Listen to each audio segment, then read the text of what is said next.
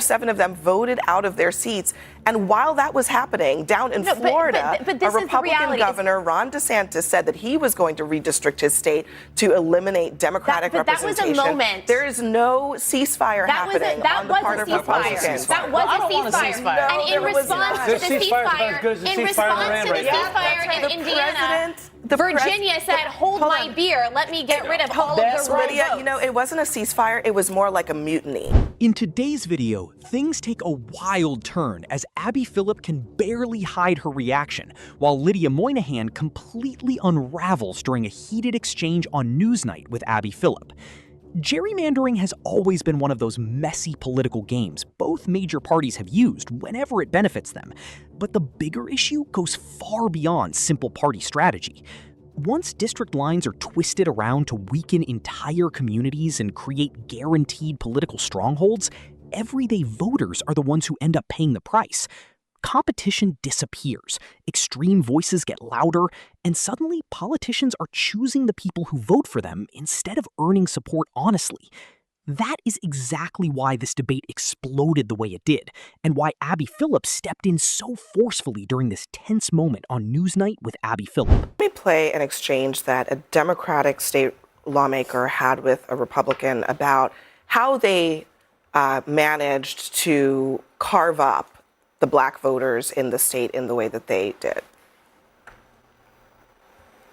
So is that correct that the census data was the sole basis for drawing these lines from 2020? Speaker Zachary. Thank you, Mr. Speaker. Yes, it's my understanding the census was used to draft the map you have in front of you. Chairman Clement. Based on the population. Okay, well, that's pretty interesting because census data doesn't include any partisan scores or partisan data. And your whole entire argument this entire week has been that this is about politics and partisanship. So if you solely relied on census data, I'm confused about how you knew partisan scores when drawing this map, if that wasn't even considered. Speaker Zachary. Thank you. Did you have a question? He doesn't answer the question because it is a good question. Are they using just census data or are they using race as a proxy for partisanship? And is that really, I mean, is that a smokescreen for carving up black voters?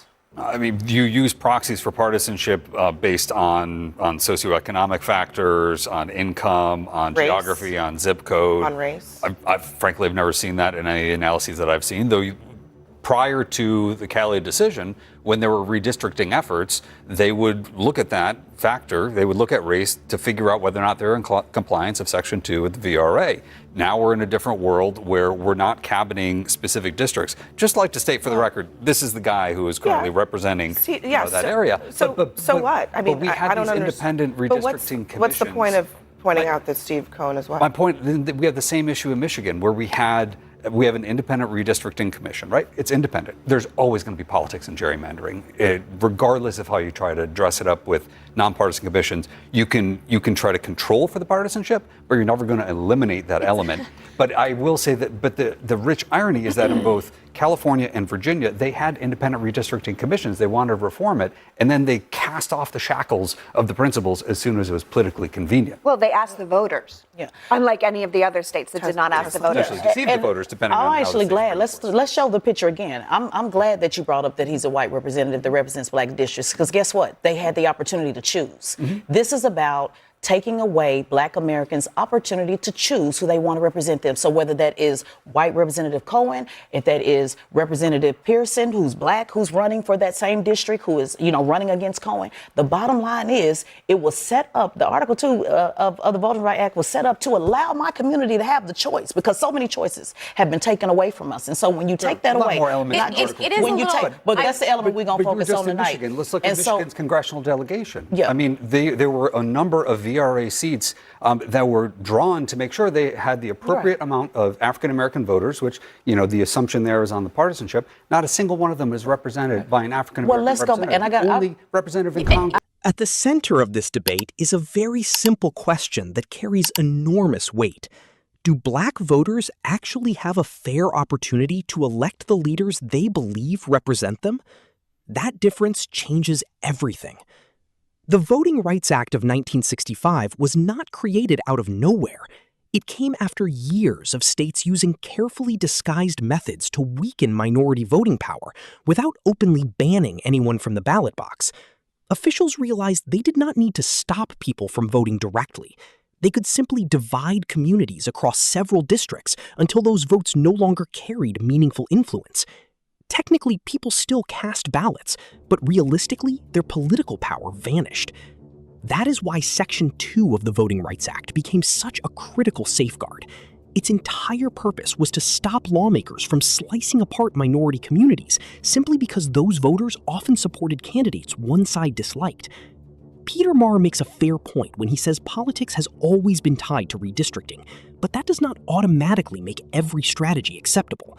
Saying both parties engage in it does not excuse the damage, just like saying everyone speeds does not suddenly eliminate the need for traffic laws.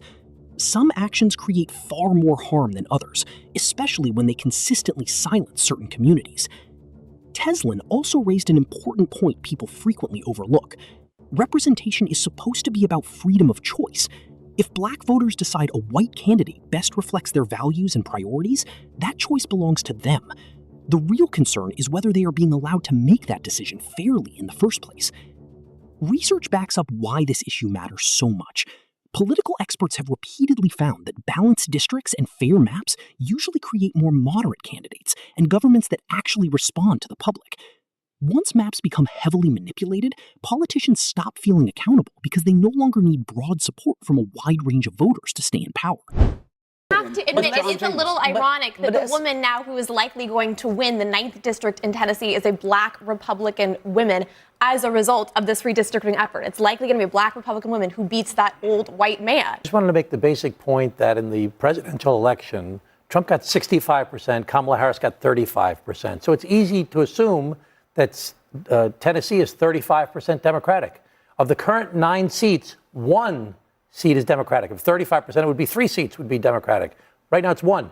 Under this new redistricting, it'll be 9 Republican, 0 Democratic. That's just not right. And this is happening all over our country, and it's destroying our country. Yeah, I mean, Republicans were just complaining about this very thing in Virginia a couple weeks ago. And so now this is an even more extreme example of how, putting aside race for a second, just if you're a Democrat in the state, you have no shot of having a representative that has your interests in mind in Washington at this point. Which is similar to many places in the Northeast. And I will say, I mean, I think the Tennessee move is in direct retaliation. And I'll say retaliation because Hakeem Jeffrey said it was maximum warfare. That's what he said after the Virginia redistricting. He was responding to Trump redistricting Texas. Right. He didn't, which was in he didn't response say that. to New Why York. don't we just all agree? Why don't we not do it? Yeah, let's not do it. We're all different viewpoints. Why don't we all agree this is wrong? Gerrymandering is wrong. Safe seats is hurting our country because people do not listen to the people when they're in safe seats. They just pander to their base, and that's killing our country. Let's all agree. Conservative, liberal, moderate, whatever, all of us, whatever you guys are. Let's all agree this is wrong. Agree. It's wrong. And let's also agree that they won't be changing it. And let's also agree it's time for tit for tat. I know you say you don't want tit for tat. I support tit for tat. If the What's the problem? We're not going to resolve anything. It's okay. But you guys want to go there, so let's go there. Let's tit for tat. And with Representative Pearson, the energy that he brought today, and I put it out on my social media, everybody was loving it. They're not going to change it. So crying about it's not going to make a difference. California's going to make up the difference. Virginia's going to make up the difference. Organizing voters, Democrats need to flip the House and need to expand the Supreme Court because that's what this is about. But where does this end? It ends at the For the People's Act. That's it. What the Democrats tried to pass and all voted for that banned partisan gerrymandering. At the center of this debate is a very simple question that carries enormous weight. Do black voters actually have a fair opportunity to elect the leaders they believe represent them? That difference changes everything. The Voting Rights Act of 1965 was not created out of nowhere. It came after years of states using carefully disguised methods to weaken minority voting power without openly banning anyone from the ballot box. Officials realized they did not need to stop people from voting directly. They could simply divide communities across several districts until those votes no longer carried meaningful influence. Technically, people still cast ballots, but realistically, their political power vanished. That is why Section 2 of the Voting Rights Act became such a critical safeguard. Its entire purpose was to stop lawmakers from slicing apart minority communities simply because those voters often supported candidates one side disliked. Peter Maher makes a fair point when he says politics has always been tied to redistricting, but that does not automatically make every strategy acceptable. Saying both parties engage in it does not excuse the damage, just like saying everyone speeds does not suddenly eliminate the need for traffic laws. Some actions create far more harm than others, especially when they consistently silence certain communities. Teslin also raised an important point people frequently overlook. Representation is supposed to be about freedom of choice. If black voters decide a white candidate best reflects their values and priorities, that choice belongs to them. The real concern is whether they are being allowed to make that decision fairly in the first place. Research backs up why this issue matters so much. Political experts have repeatedly found that balanced districts and fair maps usually create more moderate candidates and governments that actually respond to the public. Once maps become heavily manipulated, politicians stop feeling accountable because they no longer need broad support from a wide range of voters to stay in power. It ends where we make dark money out of politics. It ends when you put Democrats who already voted for the John Lewis Voter Rights Act back in power, and you actually pass those things that make voter election day a holiday, that give us mail-in ballots, that give us safety in voting. All the things the Republicans are currently trying to rip away. Voter suppression started with gerrymandering, and then closing polling stations, and then limiting drop boxes, and then mail-in voting, and early voting, and same-day registration. Those are all taking away from certain communities that vote Democratic. We have to stop doing that. And it ends when you put Democrats in charge and you actually pass the laws that they tried to pass before and all voted for and Republicans voted against. It ends with Democrats in charge? That's the goal. Okay, that is the goal. That's why the gerrymandering rights protections. And listen, this is why the gerrymander keeps happening. But Lydia, Republicans are doing it in response to that. Should Republicans end put their weapons down and say, hey, let's stop. They actually did. In Indiana, they tried to do just that. They said, you know what? That is not a good example. In Indiana, they said, we're not going to gerrymander. Hold on, Lydia. That is not what happened, okay? Republicans did not say we're going to stop doing this. Some Republicans voted against it, and then they were targeted by the president this week, and 5 out of 7 of them voted out of their seats. And while that was happening down in Florida, a Republican governor, Ron DeSantis, said that he was going to redistrict his state to eliminate Democratic representation. That was a moment. There is no ceasefire happening on the part of Republicans. That was a ceasefire. And in response to the ceasefire in Indiana, Virginia said, hold my beer, let me get rid of all of the wrong Lydia, votes. you know, it wasn't a ceasefire, it was more like a mutiny. And President Trump hated the fact that they pushed back on him. And you know why he hated it so much? He hated it because that doesn't count, Indiana. That just doesn't. No one cares. I'm just saying, no one cares that they opted not to gerrymander. That's not the same thing as Republicans saying we're not going to gerrymander anymore. Because at the same time that was happening, they were planning to gerrymander in Florida. But you know what? You know what? All of those Republicans who were upset were right because Indiana said we're going to stop it. And then, and guess what? We don't want Virginia decided to gerrymander, so they were and then Republicans spent $6 million voting them out of their seats. And one thing both Lee McGowan and Abby Phillip absolutely nailed during this conversation is the hypocrisy surrounding gerrymandering. Nearly everyone claims to hate it until their own party starts benefiting from it, and that contradiction sits right at the center of the entire problem. The second politicians gain the power to design districts that protect themselves, elections become less competitive and voters lose meaningful influence. In many areas, the primary election becomes the only contest that truly matters, which encourages more extreme candidates instead of people willing to work across political lines. That dynamic is a major reason Congress feels so broken and dysfunctional today. Lee also connected this issue to a much larger pattern that often gets ignored. This debate is not only about district maps. It also involves polling place shutdowns, restrictions on mail voting, fewer drop boxes, and painfully long voting lines in communities already lacking resources. After Supreme Court decisions like Shelby County v. Holder weakened major parts of the Voting Rights Act of 1965, several states moved quickly to implement rules that critics argue disproportionately impacted minority voters. Another point people constantly miss is that expanding voting access does not magically help one political party by default.